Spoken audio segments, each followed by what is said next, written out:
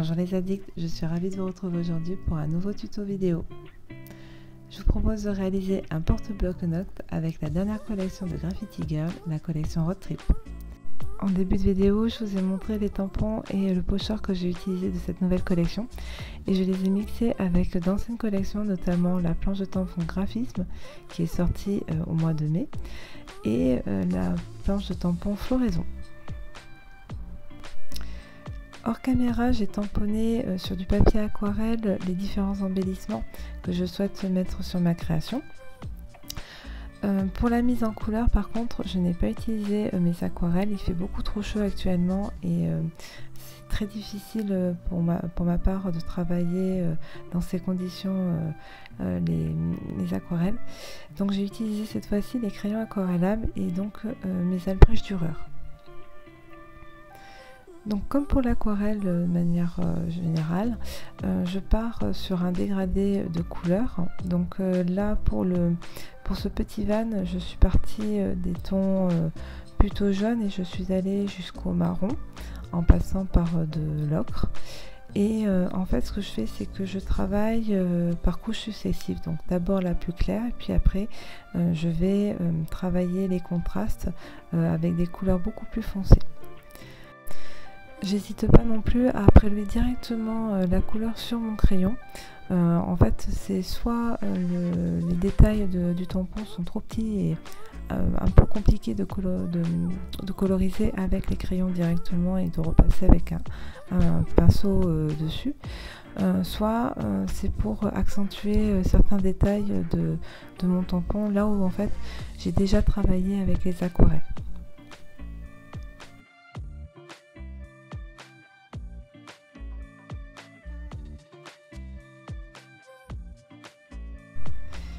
Pour accentuer certains détails du van, je n'hésite pas à repasser sur les traits avec un stylo noir waterproof.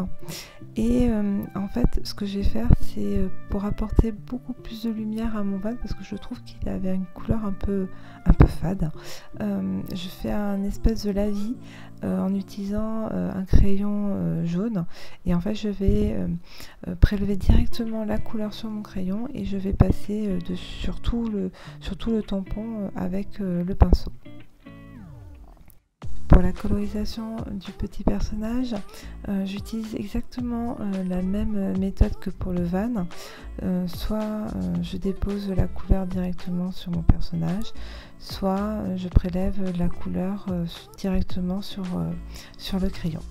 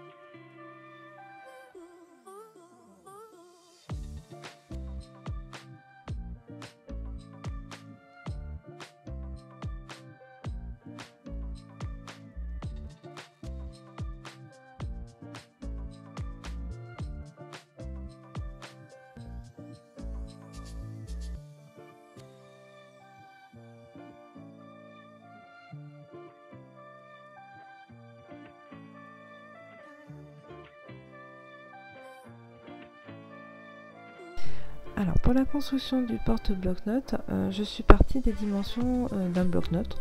Donc il fait environ 10 par 15 et j'ai découpé deux morceaux de cartonnette de quelques millimètres de plus que le bloc-notes.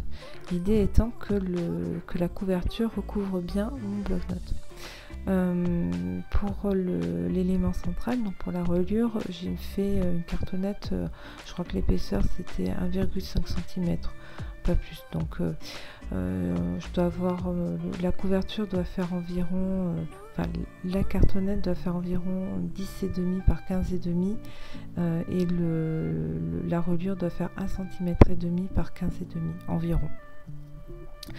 En fait, ce qu'il faut faire, c'est surtout adapter la couverture en fonction de la taille du bloc-notes. Pour pour recouvrir ma cartonnette, donc j'utilise du papier craft. Donc comme pour la technique de l'album, j'ai d'abord positionné mes cartonnettes et puis j'ai encollé les côtés. Donc d'abord les petits côtés, puis après les grands côtés.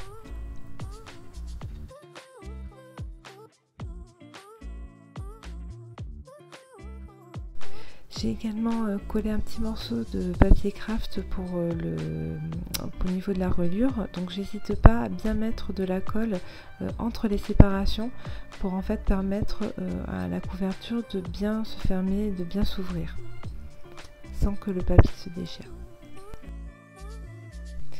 Avant de mettre les papiers de fond, ce que j'ai fait, c'est que j'ai créé une petite pochette que je vais en fait coller sur le papier intérieur de la couverture. Et en fait, cette pochette va me permettre d'y glisser une partie du bloc-notes. Comme ça, le bloc-notes est bien attaché à la couverture. La pochette va mesurer environ 5 cm.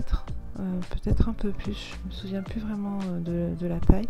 Et ce que j'ai créé, c'est des petites comment on pourrait dire, des petites ailettes pour permettre à la pochette d'être collée sur le papier de fond.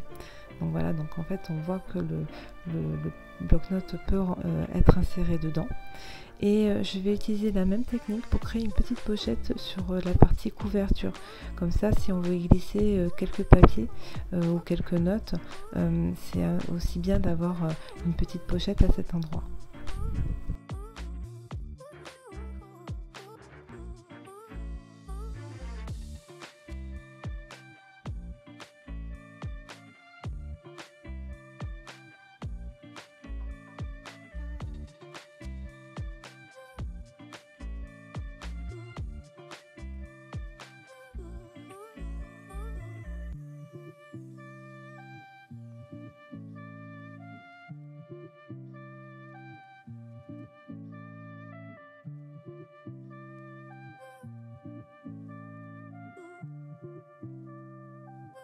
Une fois que tout est sec, j'ai quand même laissé sécher une bonne demi-heure sous presse pour que ma couverture soit bien droite.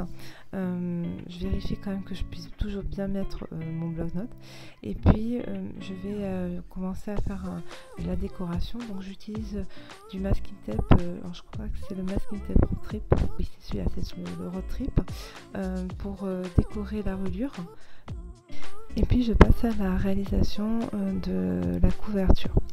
Donc pour la décoration de la couverture, donc j'utilise un papier aquarelle. Alors, les dimensions, je m'en souviens plus trop, mais je pense que ça devait faire 1 cm de moins que la taille de la couverture. Et je vais réaliser une tâche avec mes Distress Ink en utilisant la technique du plastique. Et puis ce que je vais faire, c'est que je vais utiliser le pochoir timbre pour travailler en ton sur ton et apporter un peu plus de contraste à ma tâche.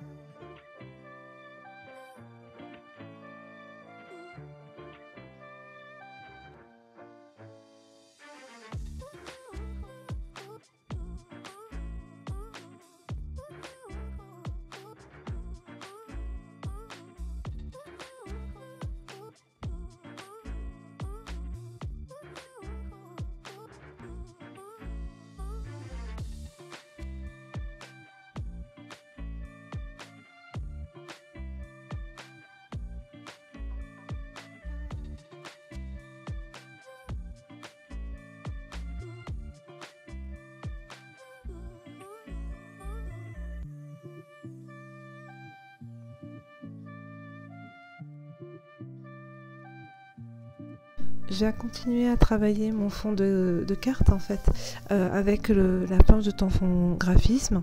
Alors j'ai surtout utilisé tampon texte et je vais tamponner en noir pour apporter un peu plus de contraste.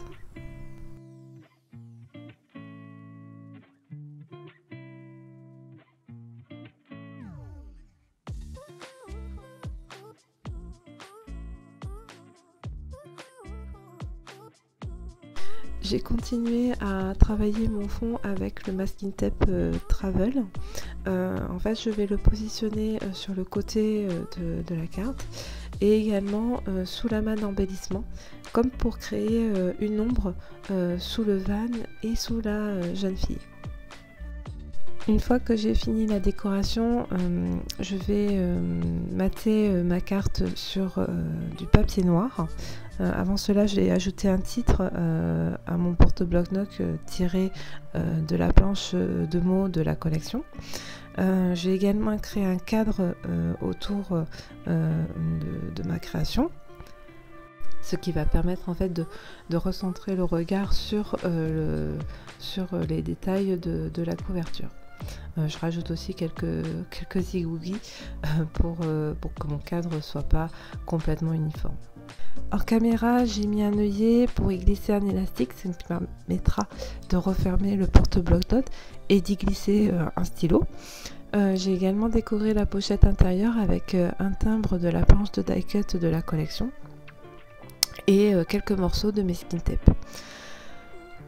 J'ai également ajouté quelques traits de Posca blanc sur les personnages pour apporter de la lumière.